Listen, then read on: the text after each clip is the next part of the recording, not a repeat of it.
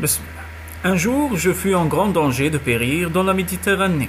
Je me baignais par une belle après-midi d'été, non loin de Marseille, lorsque je vis un grand poisson s'avancer vers moi, à toute vitesse, la gueule ouverte.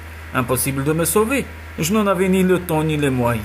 Sans hésiter, je me fis aussi petit que possible, je me pelotonnai en ramenant mes jambes et mes bras contre mon corps. Dans cet état, je me glissai entre les mâchoires du monstre, jusque dans son gosier.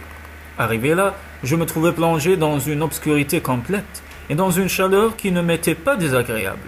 Ma présence dans son gosier le gênait singulièrement, et il n'aurait sans doute pas demandé mieux que de se débarrasser de moi.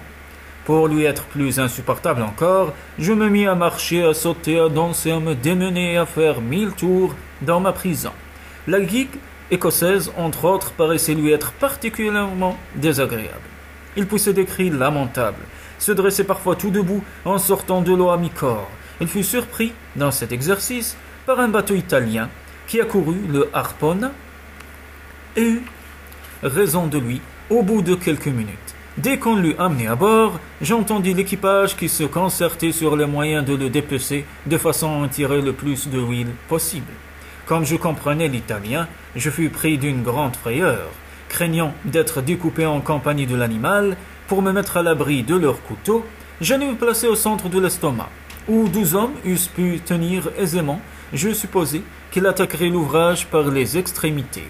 Mais je fus bientôt rassuré, car ils commencèrent par ouvrir le ventre. Dès que je vis poindre un filet du jour, je me mis à crier à plein gosier combien il m'était agréable de voir ces messieurs et d'être tiré par eux d'une position où je n'eusse pas tardé à être étouffé.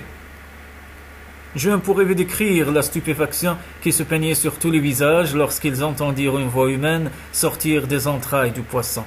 Leur étonnement ne fit que s'accroître quand ils en virent émerger un homme complètement nu. Bref, messieurs, je leur racontai l'aventure telle que je vous l'ai rapportée. Ils en rirent à en mourir.